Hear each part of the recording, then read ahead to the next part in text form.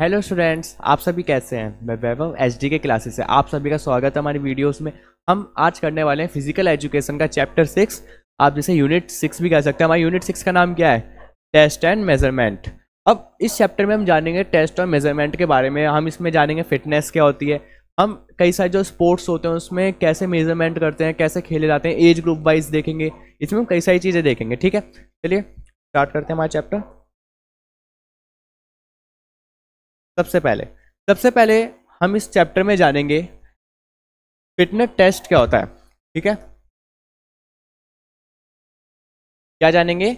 Fitness test के बारे में। इसे हम क्या भी बोलते हैं? साई। फिटनेस टेस्ट साई मतलब Khelo India fitness test in schools. अब ये टेस्ट किस में हो जाते हैं? आपके स्कूल्स में कराए जाते हैं।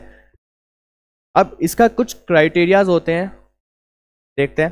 सबसे पहले आपको ये जानना जरूरी है कि आपकी फिटनेस क्या होती है। हमने ये तो देख लिया कि फिटनेस टेस्ट कराए जाते हैं, लेकिन सबसे पहले ये जरूरी है कि फिटनेस क्या होता है, इसके बारे में जानते हैं। डेफिनेशन देखते हैं इसकी। डेफिनेशन हमसे कहती है कि fitness defines the ability to perform physical activity.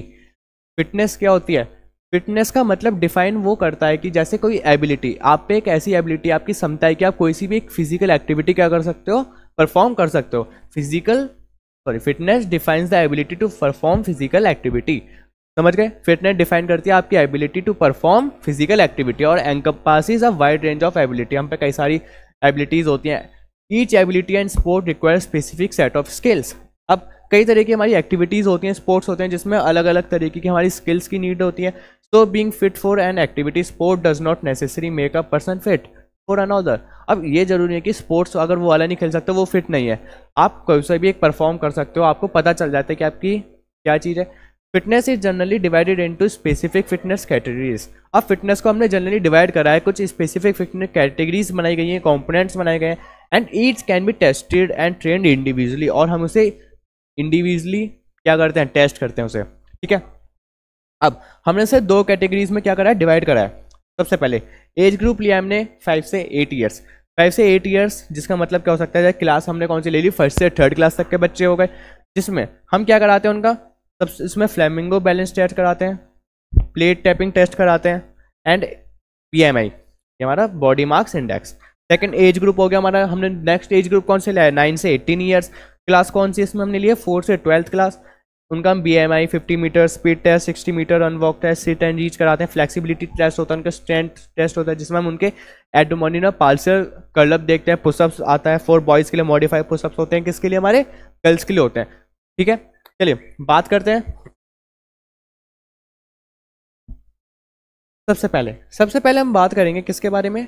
Age group 5 8 years, class first से थर्ड तक है। सबसे पहले हम एज ग्रुप बात कर रहे हैं 5 से 8 साल के बच्चों के बारे में। जो क्लास कौन सी आती है जिसमें हम फर्स्ट से थर्ड क्लास तक के बच्चे लेते हैं।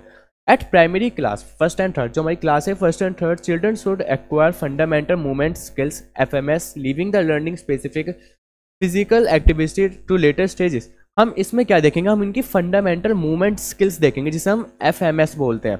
ठीक है, अब इसमें आपने देखा होगा इस उम्र के जो क्लास के बच्चे होते हैं क्या होते हैं? बहुत ज़्यादा छोटे होते हैं, तो हम इनसे इतनी तो परफॉर्म नहीं करवा सकते फिजिकल एक्टिविटीज। तो हम इसमें ये देखते हैं कि उनकी एबिलिटी, वो परफॉर्म कर सकते हैं या नहीं कर सकते हैं। हम इसमें क्या देखते हैं कि वो ये एक्टिविटी कर सकते हैं, कैसे कर सकते हैं। तो हम इसमें बस नॉर्मली ये देखते हैं, इससे इसलिए ज़्यादा कुछ नहीं करवाया जाता है। इसमें FMS प्रोवाइड कराता है आपको building blocks for many physical activities. जैसे हम इसमें प्लेइंग गेम्स खेलते हैं, कई सारे गेम्स हो गए, डांस हो गए, स्पोर्ट्स हो गए, लोकोमोटर हो गए, मैनिपुलेटिंग बॉडी मैनेजमेंट एबिलिटीज हो गई कुछ, और की success to more sports and physical activities. ठीक है, अब following the ability childrens class first से third need to be measure tracked.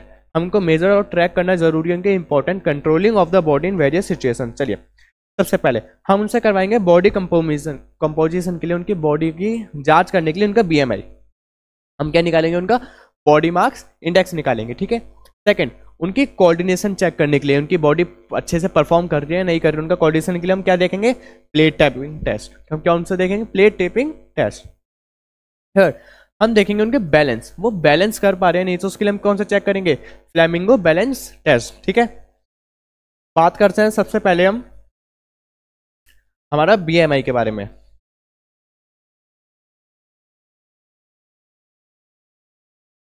सबसे पहले हमारा कौन सा है, BMI, जिसे हम क्या भी कहते हैं, बॉडी मास इंडेक्स। हम इसे कई बार पढ़ते आ रहे हैं, तो इससे एक बार और सही।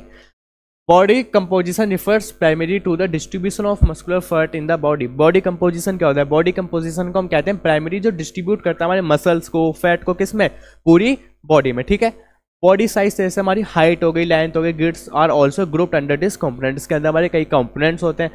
The test perform is body mass index BMI which is calculated from the body weight. हम अब बॉडी वेट कैलकुलेट करने के लिए, ये BMI निकालने के लिए हम क्या करेंगे, हम बच्चों से उनकी क्या लेंगे, एक तो उनका बॉडी वेट लेंगे और उनकी हाइट लेंगे, ठीक है। अब इसे हम कैसे पुट करेंगे फॉर्मूले में, BMI निकालने के लिए। अब BMI निकालने के लिए वेट उनका हम लेंगे kg में, और जो हाइट होगा उनका स्क्वायर में लेंगे, ठीक है, समझ गए, मीटर में। अब इससे हमें ये पता चलेगा कि जो बच्चा है हमारा अंडर वेट है, ओवर वेट है, या नॉर्मल है, या ओबेस है। देखें कितना मोटा है, ठीक है, देख सकते हैं। W का मतलब बॉडी वेट हो गया इन किलोग्राम्स, एंड हाइट का मतलब हो गया इन मीटर्स। हमने हाइट ले ली। The higher the score usually indicating higher level of body fat. जितना ज़्यादा हाई स्कोर होगा उतना ज़्यादा आपको बॉडी फैट बताएगा कि इतना ज़्यादा उसमें क्या है, बॉडी फैट है। इक्विपमेंट्स क्या चाहिए आपको, एक फ्लैट सरफेस चाहिए, क्लीन सरफेस चाहिए, और वेटिंग चाहिए, ठीक है, मशीन चाहिए, सेंटीमीटर चाहिए, मेजरिंग टेप चाहिए जो पास्टेड हो, किससे, वॉल से आप अपनी हाइट नाप सको, ठीक है, नॉर्मली है। इसकी स्कोरिंग देख लेते हैं एक बार। अब इसका आपको स्कोर करने के लिए देखिए, अगर आपका जो कैलकुलेट करके अगर आंसर इतना आता है 18.5 से अगर ऊपर आता है, इसके अंदर आता है, तो आप क्या हो, एक अंडर वेट हो, समझ गए। अगर आपका 18.5 से लेके 24.9 के अंदर आता है, तो आप क्या हो, नॉर्मल वेट हो, ओके। अगर आपका 25 से लेके 29.9 के बीच में आता है, तो आप क्या हो, एक ओवर वेट, ठीक है, फिर आपके तो मोटापा होना स्टार्ट हो जाता है। अगर आप 30 पॉइंट से लेके 34.9 के बीच में आते हो, तो आप क्या हो, ओबेस, मोटे हो गए हो। और ये एक्स्ट्रा ऑर्डिनरी ओबेस आ जाता है जब आप क्या चले जाते हो, 35 से भी क्या चले जाते हो, ग्रेटर देन चले जाते हो। तो इसमें क्या होता है, आपकी कई सारी बीमारी आने की चांसेस होती हैं, और ये हमारी लेवल ऐसी बढ़ जाती है, एक्सट्रीम ओबेस 1, 2, 3 की हमारी स्टेजेस होती हैं, समझ गए। नेक्स्ट क्या है हमारा, नेक्स्ट हमने पढ़ा था प्लेट टैपिंग टेस्ट। ये किसके लिए होता है, इनके कोऑर्डिनेशन टेस्ट चेक करने के लिए होता है। हम इसमें क्या देखते हैं, इनका कोऑर्डिनेशन कैसा होता है बच्चों का, ठीक है। पर्पस क्या है हमारा, it measure speed and coordination limb movement. हम इसमें क्या देखेंगे, इसमें हम देखते हैं इनका speed and coordination of limb movement. जो बच्चों के लिम्ब्स होते हैं उनका हम कोऑर्डिनेशन देखते हैं, उनके स्पीड को मेजर करते हैं कि वो कैसे परफॉर्म कर पा रहे हैं। इसमें हमें इक्विपमेंट चाहिए, टेबल चाहिए, एक एडजस्टमेंट है जो एडजस्ट हो सके उन बच्चों के हाइट के हिसाब से। 2 येलो डिस्क चाहिए, जैसे ये 2 डिस्क दिख रही हैं आपको, ऐसे हमें क्या चाहिए, 2 येलो डिस्क चाहिए जो 20 सेंटीमीटर डायमीटर की होंगी, ठीक है।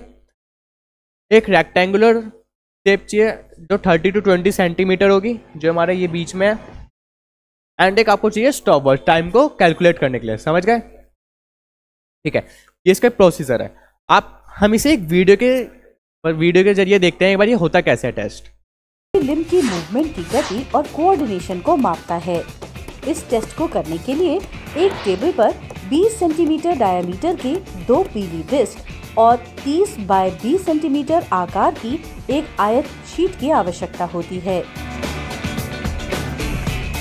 टेबल की ऊंचाई को प्रतिभागी की लंबाई के हिसाब से ठीक कर लें ताकि वो डिस्क के सामने आराम से खड़ा हो सके। दोनों पीली डिस्क को टेबल के बीच से 60 सेंटीमीटर के बराबर दूरी पर अलग अलग छोर पर रख दें। आयत को भी दोनों डिस्क के बीच बराबर दूरी पर रखा जाता है। टेस्ट के दौरान प्रतिभागी को संतुलित अवस्था में खड़े होने का सुझाव दिया जाता है। प्रतिभागी अपना दूसरा हाथ आयत पर रखता है। प्रतिभागी प्रिफर्ड हाथ से लगातार जितनी हो सके जल्दी हो सके दोनों डिस्क को बारी बारी से टैप करता है। ठीक है, चलते हैं हम अपने नेक्स्ट पे। आपको ने अच्छे से वीडियो देखी होगी और आपको समझ आ गया होगा कि हमने इसमें करा क्या है। आपको वीडियो पॉज करके क्या पढ़ना है, सबसे पहले एक बार प्रोसीजर आपको देखना है कि ये कैसे हुआ। ये आपको लिखने में मतलब आपको समझने में थोड़ा आसानी हो गया। वीडियो से आपने देख लिया कैसे होता है, तो आप इसे क्या देख सकते हो, प्रोसीजर को आराम से पढ़ सकते हो। ठीक है, नेक्स्ट क्या है हमारा, फ्लेमिंगो बैलेंस टेस्ट। नेक्स्ट आता है हमारा फ्लेमिंगो बैलेंस टेस्ट। इसमें हम क्या देखते हैं, हम फ्लेमिंगो बैलेंस टेस्ट में हम इनके देखते हैं किसको, बैलेंस को देखते हैं कि बच्चा बैलेंस कर पाएगा नहीं कर पाएगा। पर्पस क्या होता है इसका? It measure the ability to balance successfully on a single leg. हम क्या देखते हैं कि बच्चा इसमें एबिलिटी, इतनी क्षमता है कि वो अपने आप को बैलेंस कर सकता है एक सिंगल लेग पे या नहीं, ठीक है। This single leg balance that assist the strength of the leg. आज से क्या पता चलेगी, बच्चे जो पैर होता है उसकी स्ट्रेंथ के बारे में पता चलेगा। लेग जो है उसका पेल्विक एंड ट्रंक मसल्स के बारे में, स्टैटिक बैलेंस के बारे में पता चलेगा। इक्विपमेंट क्या चाहिए इसमें रिक्वायर? नॉन स्लिपरी फ्लोर होना चाहिए आपका सरफेस, स्टॉप वॉच चाहिए, और can be done just standing on the beam, और आपको एक बीम की तरह खड़ा रहे, ठीक है। ये ऐसे होता है जैसे ये परफॉर्म कर रहा है, ठीक है। इसका प्रोसीजर है। अब इसे भी हम एक वीडियो के जरिए देखते हैं कैसे होता है। The Flamingo balance test measures the ability to balance successfully on a single leg. Test assesses the strength of the leg, pelvic and trunk muscles as well as static balance. While balancing on the preferred leg, the free leg is fixed at the knee and the foot of this leg held close to the buttocks, standing just like a flamingo. The test should be done on a non-slippery even surface by standing on a beam or a brick. The athlete keeps balance by holding the instructor's hand if required. The timer is started as the instructor lets go. चलिए, आपने video देख ली होगी, आपको समझ आ गया होगा अच्छे से, और आपको ये क्या करना है, वीडियो पॉज करके एक बार प्रोसीजर को रीड करना है, ठीक है। नेक्स्ट पे चलते हैं हमारे।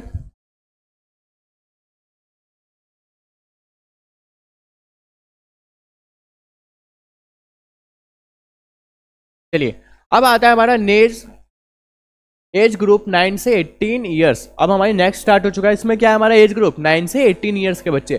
कौन सी क्लास? 4 से 12th क्लास तक के बच्चे। अब हम इसमें क्या देखने वाले हैं? 4 class 4 to 12 it's important for student to have overall physical fitness. हम इसमें क्या देखने वाले हैं? जो 4 से 12th क्लास तक के बच्चे, इसमें हम ये देखेंगे जो स्टूडेंट्स के लिए इंपॉर्टेंट है कि ओवरऑल जो उनकी फिजिकल फिटनेस है। The following components are consider physical health. अब उनके कई सारे हैं, जैसे हम उनका एक BMI देखेंगे, कंपोजिशन देखेंगे, स्पीड टेस्ट देखेंगे, उनका 50 मीटर स्पीड टेस्ट होगा, एक कार्डियोवास्कुलर एंडोरेंस होगा 600 मीटर रन वॉक के लिए, फ्लेक्सिबिलिटी देखेंगे। सिट एंड रीच टेस्ट में हम क्या देखेंगे? उनकी फ्लेक्सिबिलिटी चेक करेंगे। स्ट्रेंथ को चेक करने के लिए हम एब्डोमिनल पार्शियल कलअप्स और पुशअप्स देखेंगे। बॉयज़ के लिए अलग हो सकते हैं और मॉडिफाई पुशअप्स होंगे किसके लिए? गर्ल्स के लिए। चलिए एक एक करके सबके बारे में देखते हैं।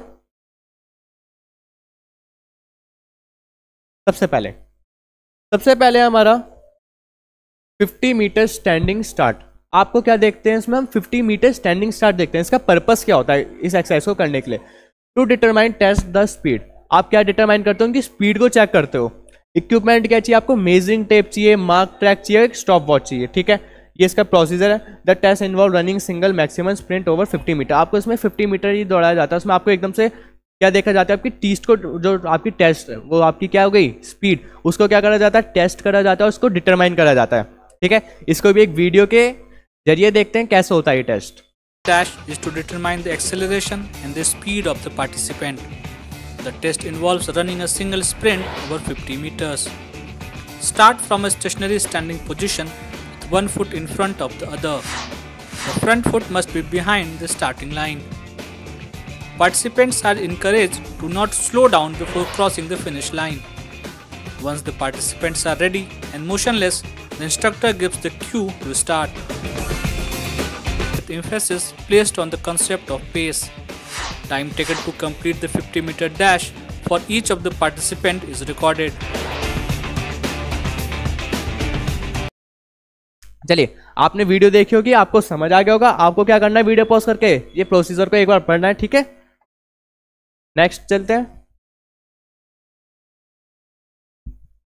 नेक्स्ट क्या हमारा? 600 मीटर रन और वॉक। इसमें हमें क्या बताया है? इसमें हम देखेंगे कि 600 मीटर रन वॉक के बारे में देखते हैं। इसका पर्पस क्या होता है? To measure endurance. उनका एंडोरेंस पर देखेंगे इसमें कि बच्चे कितनी कोई ज़्यादा देर तो थक तो नहीं जाते, उनमें कितनी क्षमता है कि वो कितना लॉन्ग रन अप ले सकता है। इक्विपमेंट क्या चाहिए?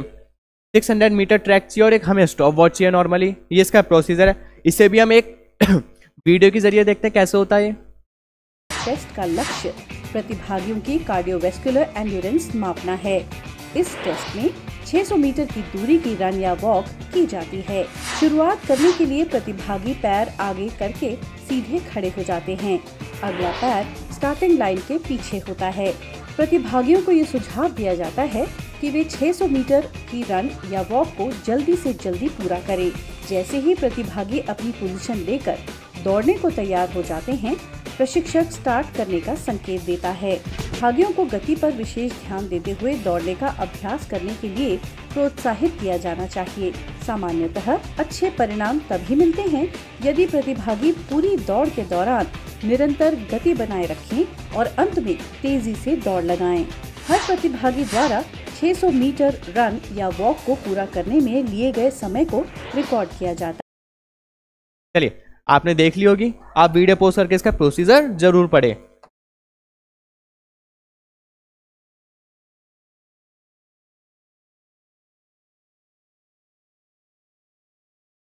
नेक्स्ट है हमारा sit and reach test. Sit and reach test में क्या होता है, ये पर्पस इसका क्या है, सबसे पहले वो जानते हैं। To measure the flexibility of hip region including a back and hamstring.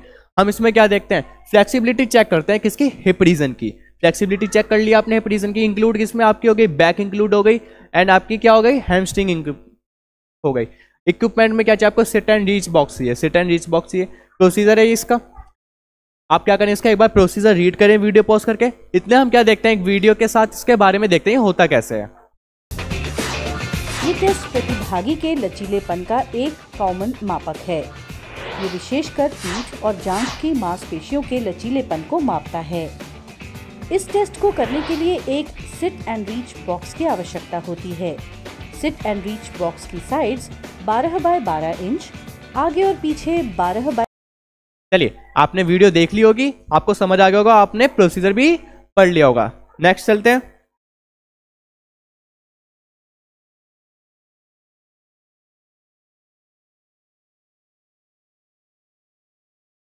Next है हमारा parser club.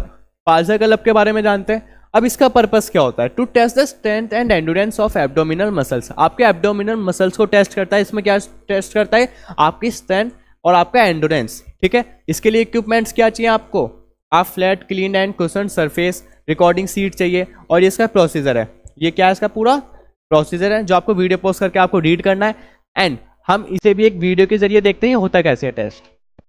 Partial curl up test पेट की क्षमता और सहन शक्ति को मापता है। इस टेस्ट को करने के लिए समतल, साफ और गद्देदार सतह के साथ 6 इंच की 2 समानांतर स्ट्रिप्स की जरूरत होती है। प्रतिभागी गद्देदार, समतल, साफ सतह पर लेटेगा। उसके घुटने 60 डिग्री के कोण पर, दोनों बाजू बगल में और हथेलियां नीचे की ओर होनी चाहिए। प्रतिभागी अपने ऊपर के शरीर को मैदान से कम 6 इंच ऊपर उठाकर, जिसे कर्ल अप्स कहा जाता है, लाएगा। उस दौरान उसके हाथ जमीन पर ही रहेंगे और फिर वो अपनी मूल अवस्था में वापस आ जाएगा। चलिए, आपने वीडियो देख ली होगी, चलिए चलते हैं हम अपने नेक्स्ट पे। नेक्स्ट आता है हमारा पुशअप टेस्ट। पुशअप टेस्ट में क्या होता है हमारे, इसका पर्पस क्या होता है करने का, to measure the upper body strength and endurance. आपकी जो अपर बॉडी होती है उसको स्ट्रेंथ, जो आपकी बॉडी होती है उसकी स्ट्रेंथ को चेक करता है, एंडोरेंस को चेक करता है। इसमें आपको इक्विपमेंट क्या चाहिए, फ्लोर मैट, रिकॉर्ड सीट चाहिए, एक फ्लोर मैट चाहिए और एक आपको रिकॉर्ड सीट चाहिए। ठीक है, ये इसका प्रोसीजर है जो आपको वीडियो पॉज करके क्या करना है, इसे रीड करना है, और हम इसे एक वीडियो के जरिए देखते हैं होता कैसे है टेस्ट। ऊपरी भाग की क्षमता और सहन शक्ति को मापता है। इस टेस्ट को करने के लिए एक साफ गद्दे या जिम मैट की आवश्यकता होती है। इस टेस्ट को शुरू करने से पहले प्रतिभागी शरीर को सीधा रखते हुए अपने दोनों हाथों और पैरों की उंगलियों को जमीन पर टिकाएगा।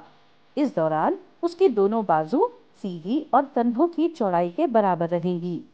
प्रतिभागी पीठ और घुटनों को सीधा रखे हुए अपने ऊपरी शरीर को नीचे की ओर तब तक ले जाएगा जब तक उसकी बाजू की कोहनियां 90 डिग्री का कोण नहीं बना लेती, और फिर वो अपनी आरंभिक। चलिए, आपने हमारी वीडियो देखी होगी, कैसे हुआ टेस्ट ये। अब हम अपने क्या चलते हैं, नेक्स्ट टेस्ट की तरफ चलते हैं।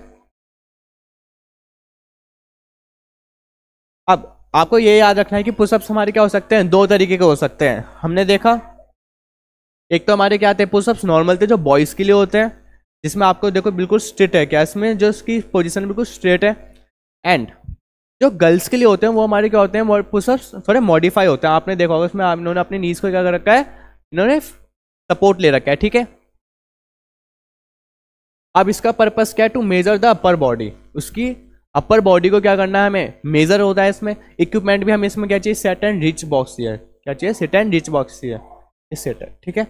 अब इसका ये प्रोसीजर जो आपको रीड करना है वीडियो पॉज करके। अब हम इसे भी क्या करते हैं, एक वीडियो के जरिए समझते हैं कि होता कैसे है।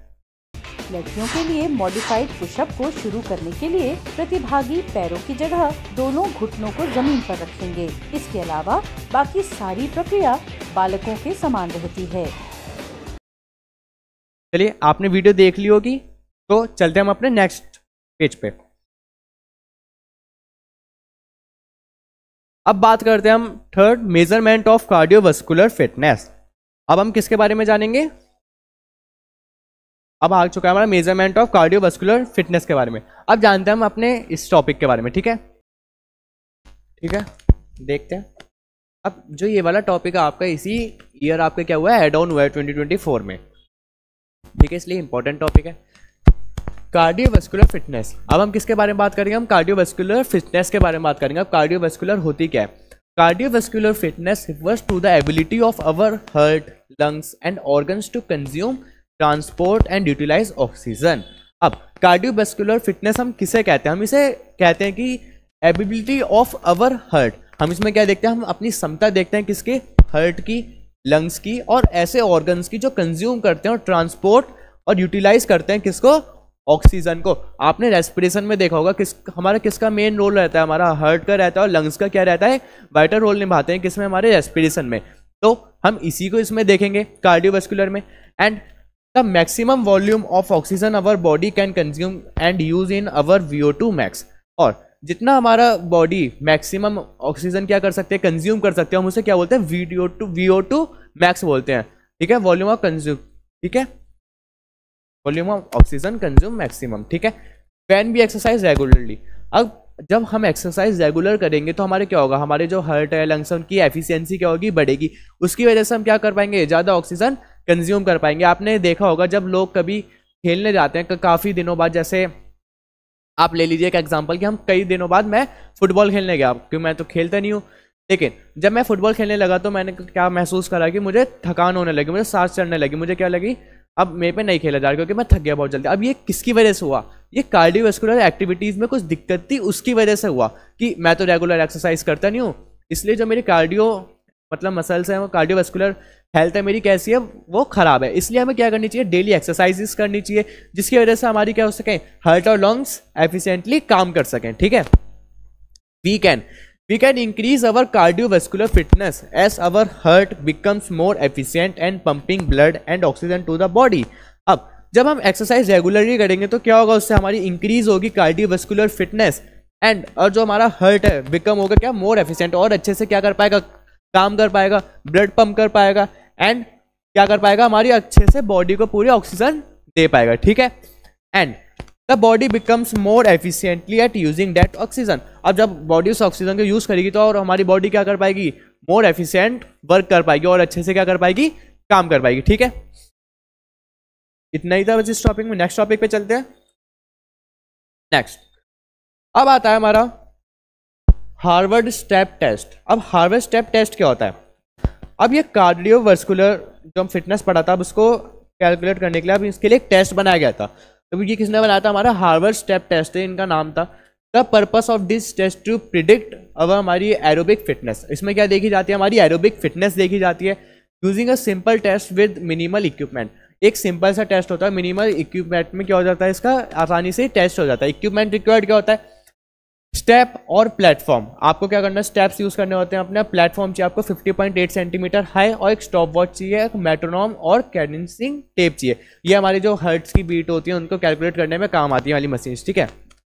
इसका प्रोसीजर है the client step our on to. अब जो हमारे क्लाइंट है वो क्या करेगा, अपने स्टेप्स को आगे बढ़ाएगा, बैक डाउन करेगा अपने स्टेप वापस, और ये 30 कंप्लीट स्टेप्स होंगे पर मिनट में। और एक सेकंड में आपको ऊपर जाना है, एक सेकंड में आपको क्या आना है, नीचे आना है। मैं आपको दिखा देता हूँ कैसे। और ये आपको 5 मिनट तक लगातार करना है। जैसे एक कदम आपको ऊपर रखना है 1 सेकंड के अंदर, फिर सेकंड कदम नीचे, एक कदम ऊपर, ऐसे।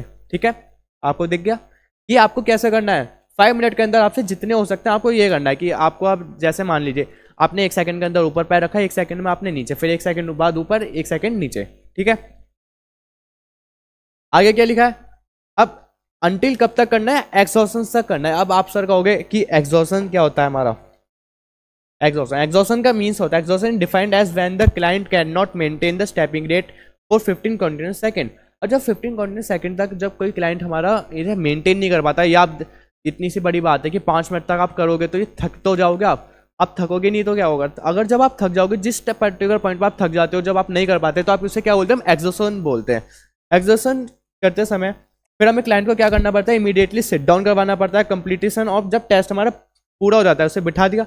जब total number of their heart beats, फिर हम क्या देखते हैं, उसकी total number of heart beat देखते हैं और काउंट करते हैं 1 से लेके 1 मतलब 1.5 मिनट तक की। जब उसने फिनिश कर ली, उसकी हार्ट बीट हमने क्या कर ली, कैलकुलेट करी, काउंट कर ली। फ्रॉम फिर 2 से 2.5 मिनट के बीच में देखेंगे, जब फिनिश हो गया था उसके बाद दोबारा कैलकुलेट करेंगे। फाइनली फ्रॉम 3 से 3.5 मिनट, मतलब 3.5 मिनट बाद आफ्टर फिनिशिंग फिर हम उसकी दोबारा कैलकुलेट करेंगे। ठीक है, the client heart beats are count through feelings, the clients pulse their weights. हम उसकी फीलिंग से, उसकी वेट से क्या कर सकते हैं, पता लगा सकते हैं उसकी किसकी हार्ट बीट का। ठीक है, जो उसकी स्कोरिंग होती है, the client fitness index score is determine the following equation. अब एक हमें इक्वेशन दे रखी है, एक फॉर्मूला होता है जो आप जब पेपर में, अगर इंपॉर्टेंट है ये लिखना, जब आप इसे डिफाइन करो तो आपको एक फॉर्मूला भी जरूर लिखना है। इससे आपका क्या होगा, आपकी प्रेजेंटेशन अच्छी लगेगी और आपको मार्क्स अच्छे मिलेंगे। जरूरी है आप इसे फॉर्मूले को याद करें, इसका फॉर्मूला से कैलकुलेट करने का। ठीक है, ये आपने देख लिया। पहले सिंगल हमारी पोजीशन रहेगी, फिर हमें एक स्टेप ऊपर, फिर ऊपर चढ़ जाना है एक स्टेप, फिर एक स्टेप नीचे, फिर ये हमारी क्या चलती रहेगी, साइकिल चलती रहेगी 5 मिनट तक। आप जितने कर सकते हो कर सकते हैं। ठीक है, अब स्कोर कैसे करते हैं, इसमें स्कोरिंग कैसे करते हैं, आपने देखा होगा मिनिमम जैसे आपका स्कोर आया है, आप मान लीजिए 60 आया है, तो 60 आपके किसके अंदर लाई करेगा, इसके अंदर, मतलब आप लो एवरेज है। 9 आपका 90 आया, 90 किसके अंदर लाई करेगा, इसके अंदर, तो आप गुड है। ठीक है, ये इसकी क्या है, स्कोरिंग टेबल है। आप अपना वैल्यू निकाल के फॉर्मूले से इसमें आप क्या कर सकते हैं, रख के देख सकते हैं आपकी वैल्यू। ठीक है,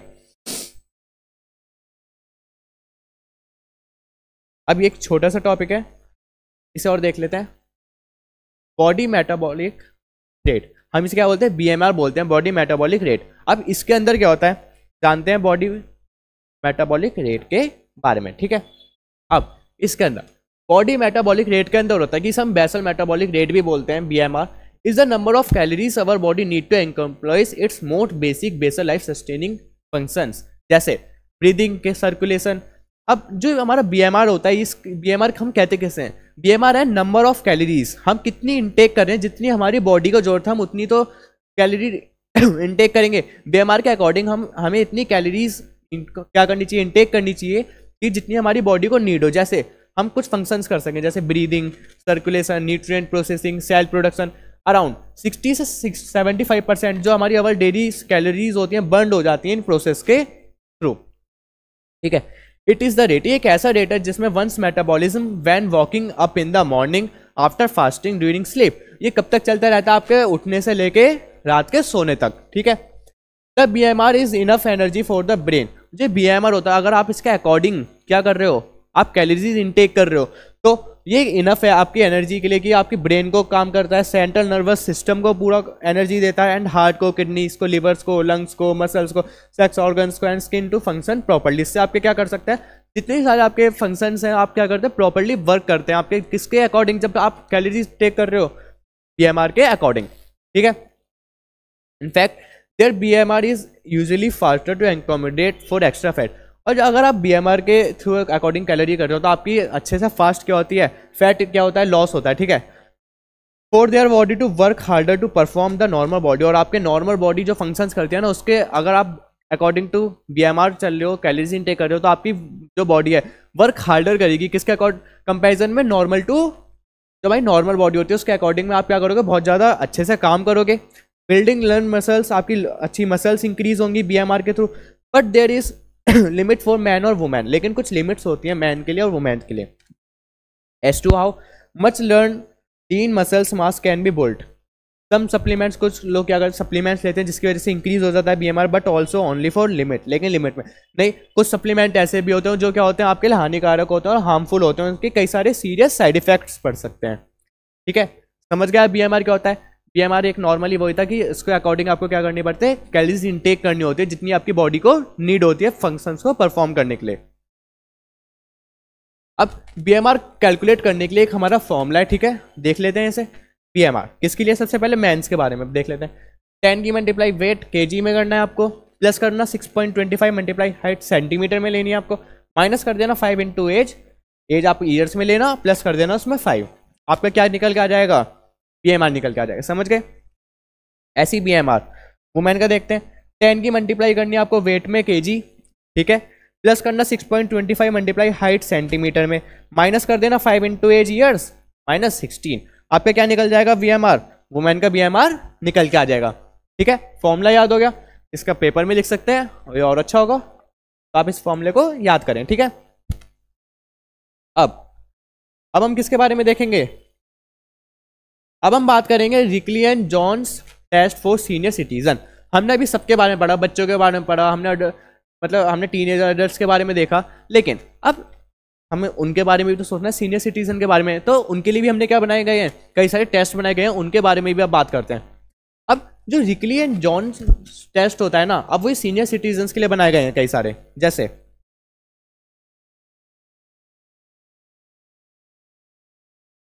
सबसे पहले जब सीनियर सिटीजन का टेस्ट कराते हैं उसमें हमारा सबसे पहले आता है हमारा चेयर स्टैंड टेस्ट।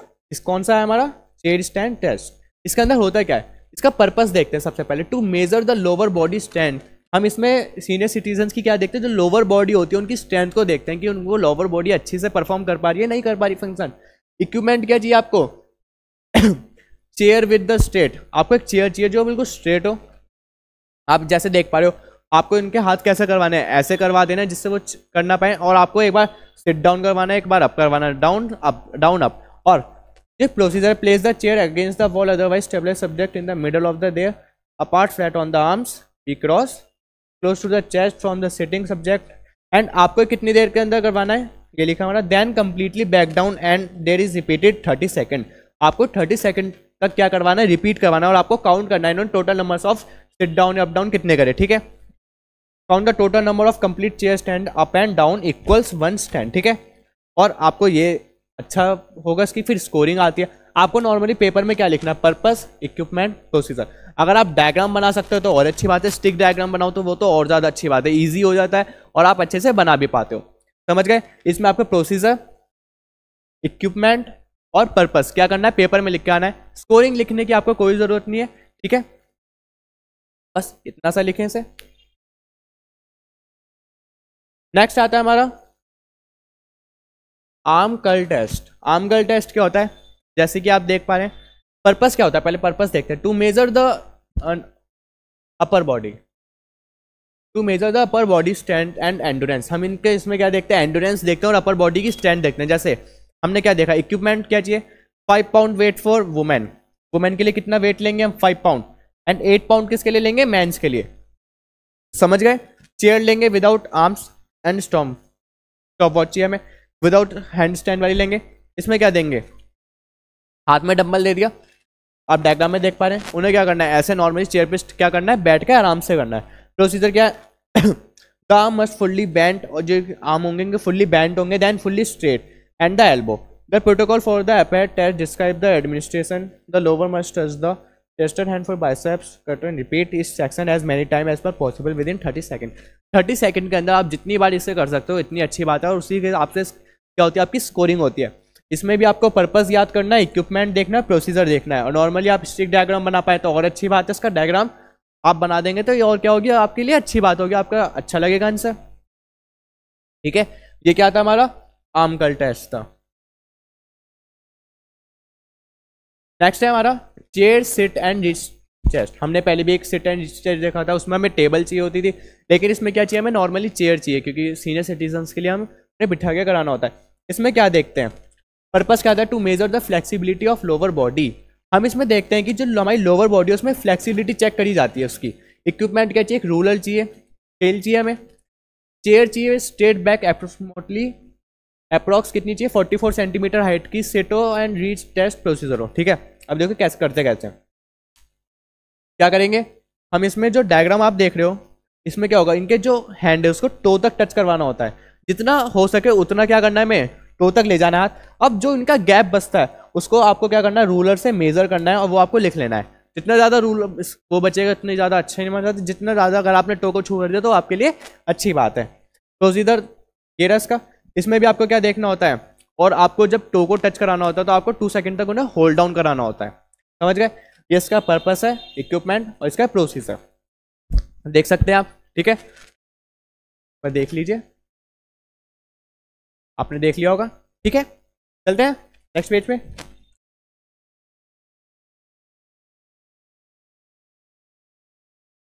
नेक्स्ट है हमारा back stretch test. Back stretch क्या होता है, इसमें हमारे हैंड्स क्या होते हैं, ऐसे करते हैं हम अपने हैंड्स को, और जितना हमारा अगर टच नहीं हो पा रहा, जितने भी हमारा डिफरेंस आता है उसको हम स्केल से क्या कर लेते हैं, से मेजर कर लेते हैं। इसका पर्पस क्या होता है, to measure the flexibility of shoulder और अपर बॉडी। हम इसमें क्या देखते हैं, फ्लेक्सिबिलिटी देखते हैं, किसकी, शोल्डर्स की और हमारी अपर बॉडी की फ्लेक्सिबिलिटी चेक करते हैं। इक्विपमेंट क्या चाहिए, रूलर चाहिए बैक स्ट्रेच टेस्ट के लिए, खाली आपको रूलर ही चाहिए तो चाहिए। आप देख रहे होंगे जैसे कर रहे हैं पीछे, जितना डिफरेंस आ रहा है उसको क्या कर रहे हैं, स्केल से मेजर कर रहे हैं रूलर से, समझ गए। Procedure, this test done in the standing position. Standing position में होगा। Place one hand behind the head, आपको एक बिहाइंड द हैंड क्या करना है, बिहाइंड द हेड के अपना हाथ पीछे रखना है। Back over the shoulder, reach as far as possible down the middle of your back, your palm touching your body and the fingers directed downward, समझ गए। इसका प्रोसीजर था। अब इसकी स्कोरिंग भी आती है हमारे पे। अगर आपकी एज के अकॉर्डिंग, अगर किसी की एज कितनी है, 62 एज है, और इसका किसी का स्कोर आया जैसे 20 के बीच में आया है, तो 20 के बीच में क्या रख सकते हैं, इसमें रख के देख सकते हैं वो क्या है, मतलब एवरेज है। ये किसके लिए था, हमारा मैंस के लिए। अगर वुमेन्स का देखा जाए, अगर उसका किसी का 15 आया तो 15 हम किस में रखेंगे, हम इसके अंदर, तो वो क्या है, एवरेज आया। ये क्या थी, इसकी स्कोरिंग थी, समझ गए। नॉर्मली आपको स्कोरिंग याद नहीं करनी है, आपको क्या करना है, प्रोसीजर वो होता क्यों है, एंड आपको उसके इक्विपमेंट्स याद करना है, ठीक है, पर्पस, ठीक है। नेक्स्ट आता है हमारा 6 मिनट वॉक टेस्ट। हम क्या कराते हैं, एक 6 मिनट वॉक टेस्ट कराते हैं। अब ये होता कैसे है, 6 मिनट वॉक टेस्ट में पर्पस क्या होता है, सबसे पहले ये जानते हैं। This test help to assist the aerobic fitness. इस टेस्ट के अंदर ये टेस्ट हमें मदद करता है कि हम उनकी क्या चेक कर पाते हैं, एरोबिक फिटनेस को। और जो एरोबिक एंडोरेंस होता है पर्सन का, which is essential component for walking distance. और एरोबिक जो एंडोरेंस होता है पर्सन की, बहुत एसेंशियल कंपोनेंट होता है वॉकिंग के लिए।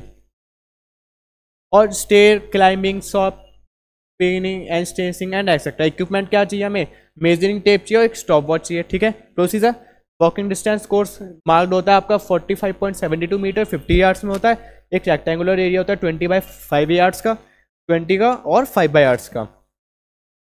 देखते हैं कैसा होता है। ये होता है हमारा, ये 5 के होते हैं, 5 यार्ड। ये होता है हमारा 20, तो टोटल कितना हो जाता है आपका 50, ठीक है। आपके पर्सन को यहाँ खड़ा करा जाता है, तो ऐसे करवाया जाता है। आपने कितने, आपका नॉर्मली देखता है कि 6 मिनट के अंदर आपने कितने मीटर आपने कवर करा, ठीक है। इसका डायग्राम था ऐसी।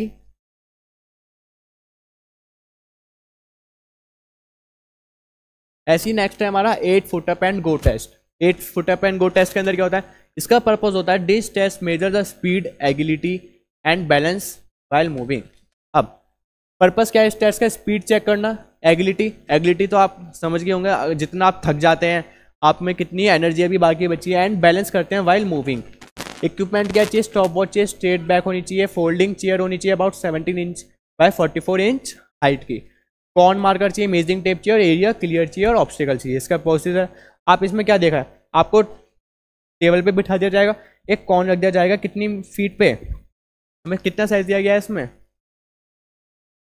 साइज हमारा 1 मिनट 3 मीटर, इसमें हमारा साइज हो गया।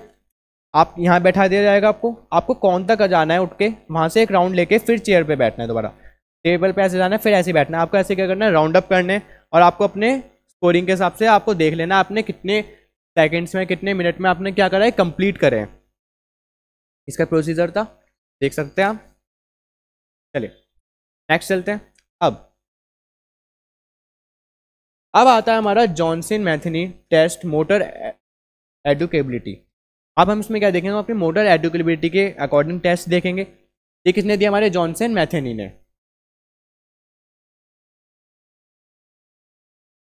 जॉनसन मैथनी टेस्ट, इसका पर्पस क्या होता है? The Metheny Johnson test is actually a test used to evaluate the physical abilities of athletes. अब जो जॉनसन मैथनी ने सचमुच में ये टेस्ट क्यों बनाए थे, हम इससे जैसे एवेलुएट कर सके किसी की फिजिकल एबिलिटी, जैसे एथलीट्स की, और उनकी मेजर कर सकें जैसे फैक्टर जैसे स्ट्रेंथ, उनकी एगिलिटी, स्पीड। इट में इनडायरेक्टली असिस्ट सम एस्पेक्ट्स हम क्या कर सकते हैं, न्यूरोमस्कुलर फंक्शन उनके हम चेक कर सकें, उनके क्या कर सकें, टेस्ट चेक कर सकें। ठीक है, Johnson Metheny test of motor एडुकेबिलिटी देखते हैं।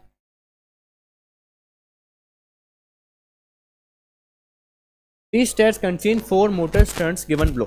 टेस्ट के अंदर क्या करते हैं हम, 4 स्टंट्स करते हैं, 4 हमारे टेस्ट होते हैं, जैसे front roll, back roll, jumping half turn, jumping full turn. ठीक है, टेस्ट एरिया का क्या होता है, मैट एरिया लेंथ होती है एक 15 फीट की और 2 फीट की वाइड होती है, 15 और 2 फीट की क्या होती है हमारी लेंथ होती है। एंड 15 फीट को हम क्या कर देते हैं, 10 सेक्शंस में डिवाइड कर देते हैं, 1 2 3 4 5 6 7 8 9 10। समझ गए? ठीक है सर, आगे चलते हैं।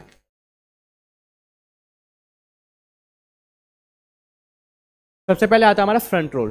फ्रंट रोल के अंदर क्या होता है देखते हैं। Ignoring the long middle dividing line, the subject is asked to start outside the marked area and perform 2 front roles.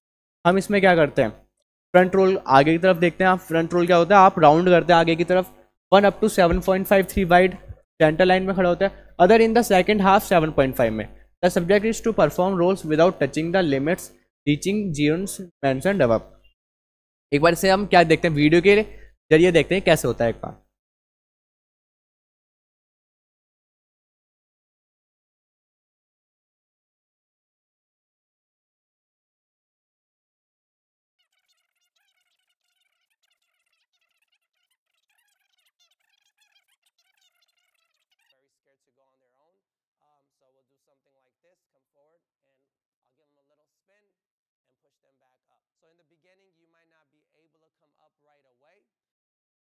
चलिए आपको समझ आ गया होगा, आपने वीडियो देखी कि टेस्ट होता कैसे है। ठीक है, स्कोरिंग इसकी कैसे होती है, each correct roll get 5 point. आपको हर एक करेक्ट रोल क्या देगा, एक 5 पॉइंट देगा।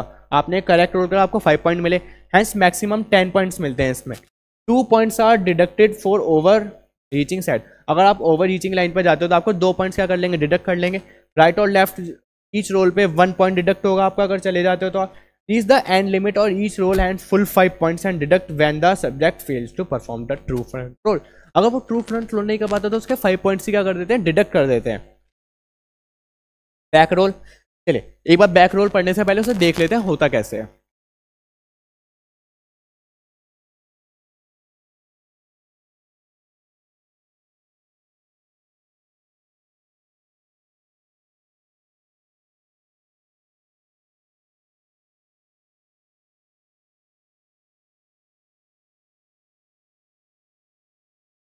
ठीक है, बैक रोल आपने देख लिया कैसे होता है।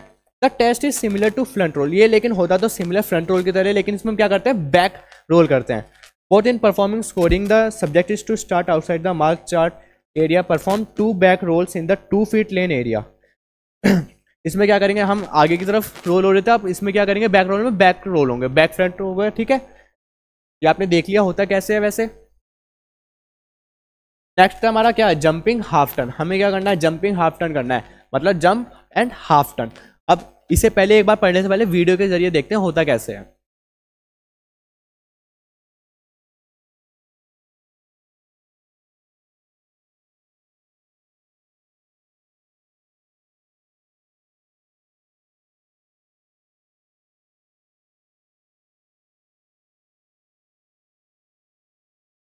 ठीक है, आपने देख लिया होगा कैसे होता है, इसे एक बार पढ़ लेते हैं।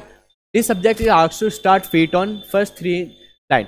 3 इंच की लाइन में आपको क्या करना है, फर्स्ट पहले फीट रखना है, jump with the both feet, दोनों पैर से आपको क्या करना है, टर्न कूदना है two second 3 inch wide line, executing a half turn. किसके साथ आपको कूदना है, एक हाफ टर्न के साथ। ठीक है, jump to third 3 line and half turn is opposite direction, फिर आपको अपोजिट डायरेक्शन लेना है। First half turn then fourth and fifth 3 wide lines existing half turn right और लेफ्ट अल्टरनेटली। अब आपने वीडियो में देखा था कैसे होता है, ठीक है। स्कोरिंग परफेक्ट एक्सिक्यूशन 4 जंप्स इन वर्थ 10 पॉइंट्स। आपको अगर आपने 4 जंप्स अच्छे से करी तो आपको 10 पॉइंट्स मिलेंगे। Only 2 points are deducted each wrong jump, हर एक रॉन्ग जंप पे आपके 2 पॉइंट काटे जाएंगे। When the subject either does not land without both feet, अगर वो दोनों पैरों से लैंड नहीं होता 3 इंच लाइन पे, तो टर्न द रॉन्ग वे और बोथ, उनका गलत माना जाएगा। लास्ट है हमारा jumping full turn. Jumping full turn में जैसे हम हाफ ले रहे थे, इसमें क्या करेंगे, पूरा टर्न लेंगे। देखते हैं उसे वीडियो के थ्रू कैसे होती है।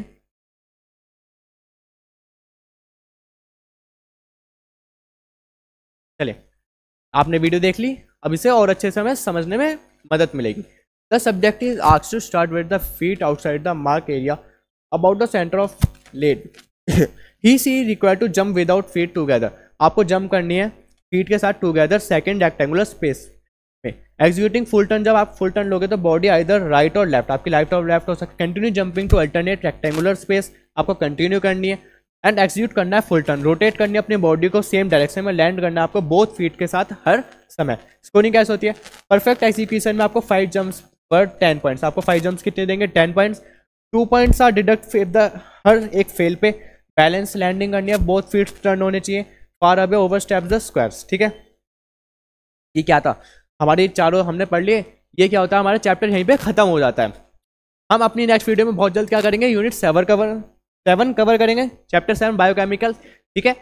इसलिए मिलते हैं हम अपनी वीडियो में बहुत जल्द, एंड तब तक के लिए बाय बाय, ठीक है।